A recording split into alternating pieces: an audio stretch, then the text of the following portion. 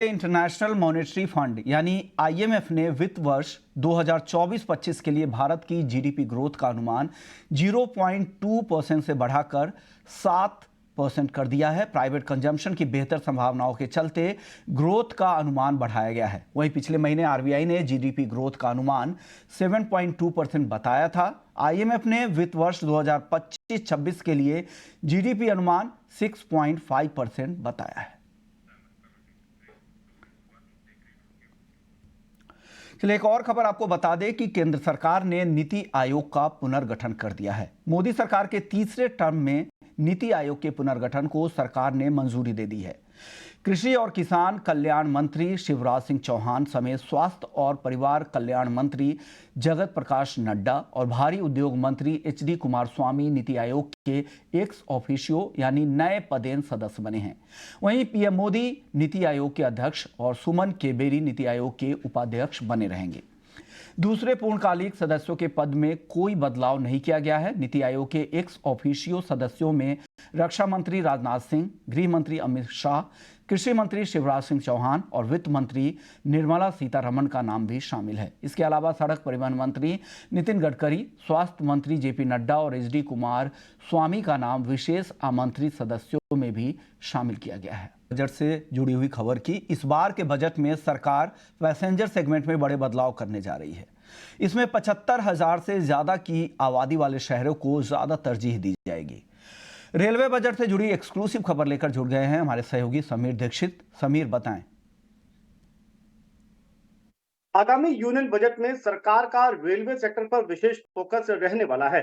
सूत्रों की माने तो वित्त वर्ष 2024-25 के लिए रेलवे के लिए सरकार तकरीबन 3 लाख करोड़ का बजटीय आवंटन कर सकती है। यही नहीं, अगर पैसेंजर ट्रेन की बात करें तो इस बार ज्यादा फोकस जनसाधारण ट्रेनों पर यानी कि अमृत भारत ट्रेन पर रहेगा। सरकार का लक्ष्य है कि इस साल 25 अमृत भारत ट्रेन, जिसमें ज्यादातर नॉन एसी कोच होते हैं, जनरल क्लास कोच होते हैं, स्लीपर क्लास कोच होते हैं, उनको पटरी पर दौड़ाया जाए। आने वाले 4 से 5 सालों में लक्ष्य यही है कि तकरीबन 250 अमृत भारत ट्रेन चलाई जाए, जिसके जरिए ऐसे यात्री संख्या जो ज्यादातर नॉन एसी कोचेस में ट्रैवल करते हैं, जिनकी संख्या बहुत ज्यादा होती है, उनकी डिमांड को पूरा किया जा सके।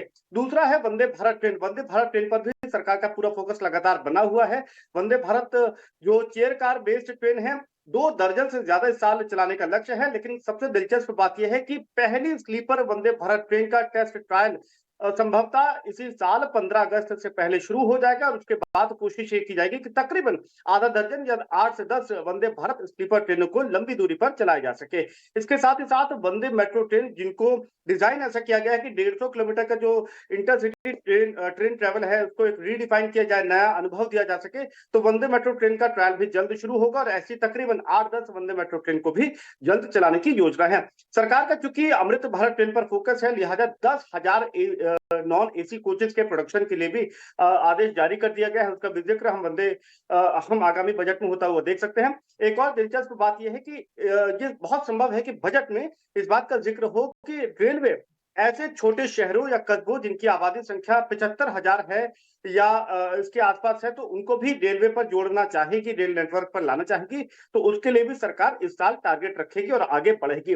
बात अगर माल ढुलाई की करें, फ्रेट रेवेन्यू की बात करें, तो कोशिश यह है सरकार की कि वित्त वर्ष 2024-25 में जो फ्रेट रेवेन्यू है वो पिछले साल के मुकाबले 20% उसकी बढ़ोतरी की जा सके और उसमें नए प्लेयर्स को शामिल करने के लिए सरकार नए सुपर ऐप की लाने की योजना कर रही है। सुपर ऐप के जरिए जो ट्रेडिशनल कस्टमर्स हैं, उसके अलावा जो नए प्लेयर्स जैसे e commerce entities, parcel booking वगैरह भी उनको आकर्षित किया जाएगा। तो कुल मिलाकर के एक बड़ा फोकस सरकार का यहाँ पर रेलवे सेक्टर पे और उसी की दिशा में कुछ बड़े ऐलान की हम उम्मीद कर सकते हैं। शुक्रिया समीर, ये पूरी जानकारी देने के लिए कि कैसे पैसेंजर सेगमेंट पर सरकार का फोकस रहने वाला है।